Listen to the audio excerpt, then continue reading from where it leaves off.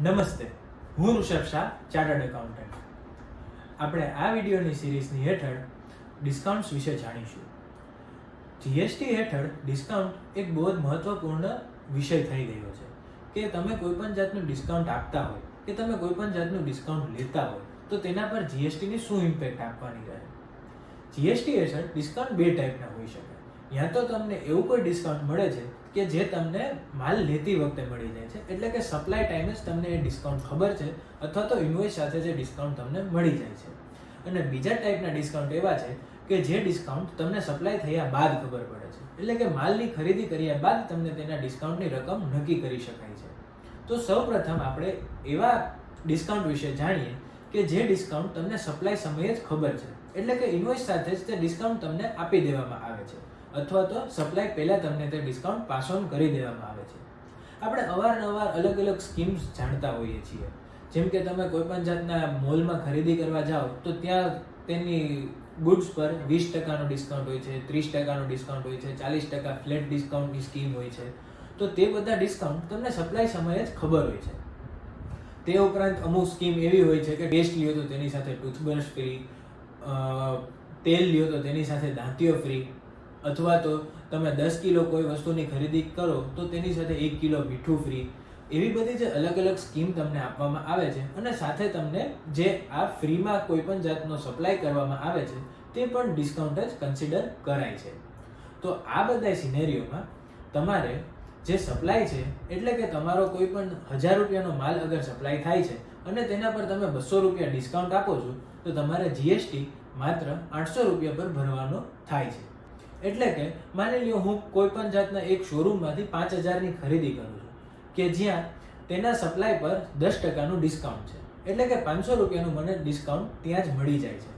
તો તે 500 રૂપિયા મારી વેલ્યુ ઓફ સપ્લાયમાંથી બાદ થઈ જશે, એટલે કે 5000માંથી બાદ થઈ જશે અને તમારે માત્ર 4500 પર જ જીએસટી ભરવાનો રહે છે. તે ઉપરાંત એવી સ્કીમ હોય છે કે તમે 10,000ની ખરીદી કરો તો 1000 રૂપિયા બાદ કરવામાં આવે, 15,000ની કરો તો 2000, એટલે કે તમે જેટલી ખરીદી કરો તેના પર તેનો સ્લેબ નક્કી કરવામાં આવે છે. તો આ પણ દરેક જાતના ડિસ્કાઉન્ટ પર તમારો જીએસટી માત્ર નેટ અમાઉન્ટ પર કેલ્ક્યુલેટ કરવાનો રહે છે. એટલે કે હું 10,000ની ખરીદી કરું, 1000 રૂપિયા બાદ થાય તો જે 9,000ની મારી વેલ્યુ રહે છે તે 9,000 પર જ મારે જીએસટી ભરવાનો રહે છે અને તે 9,000 પર જ વેચવાવાળાએ જીએસટી ચાર્જ કરવાનો રહે છે. તે ઉપરાંત તમે કોઈ પણ જાતનો ફ્રી સપ્લાય કર્યો, એટલે કે તમે જે ટૂથપેસ્ટ છે અને એની સાથે જે ટૂથબ્રશ ફ્રી આપ્યું છે, તો તે બંને તમારો એક સિંગલ સપ્લાય કન્સિડર કરવામાં આવશે અને એક સિંગલ વેલ્યુ તમે ચાર્જ કરો અને તે જ સિંગલ વેલ્યુ પરનો જીએસટી ભરવા પાત્ર રહે છે. એટલે કે તમારી કોઈ ટૂથપેસ્ટ અગર 50 રૂપિયાની છે તો જીએસટી 50 રૂપિયા પર જ ભરવાનો રહે છે, નહીં કે 50 રૂપિયાની ટૂથપેસ્ટ અને 10 રૂપિયાનું બ્રશ ગણી 60 રૂપિયા પર જીએસટી ભરવાનો. તે ઉપરાંત આપણે એ પણ જાણવું પડે કે જે આ ટૂથબ્રશનો ફ્રી સપ્લાય થયો તો તે ફ્રી સપ્લાય પર તમને જે જીએસટીની આઈટીસી મળેલી છે તે આઈટીસી રિવર્સ કરવા પાત્ર છે કે નહીં. સૌપ્રથમ આપણે જીએસટીની અંદર બે કન્સેપ્ટ છે, કમ્પોઝિટ સપ્લાય અને મિક્સ્ડ સપ્લાય. કમ્પોઝિટ સપ્લાય એટલે કે એવું કોઈ સપ્લાય કે જેમાં એક પ્રિન્સિપલ સપ્લાય છે, એટલે કે મેઇન સપ્લાય છે અને તેની સાથે તમે કોઈ એવું સપ્લાય કરો છો કે જે જનરલી બિઝનેસ હેઠળ સપ્લાય કરવામાં આવે છે, કે જે બિઝનેસમાં તમારે તે વસ્તુ ફરજિયાતપણે ફ્રીમાં આપવી જ પડે.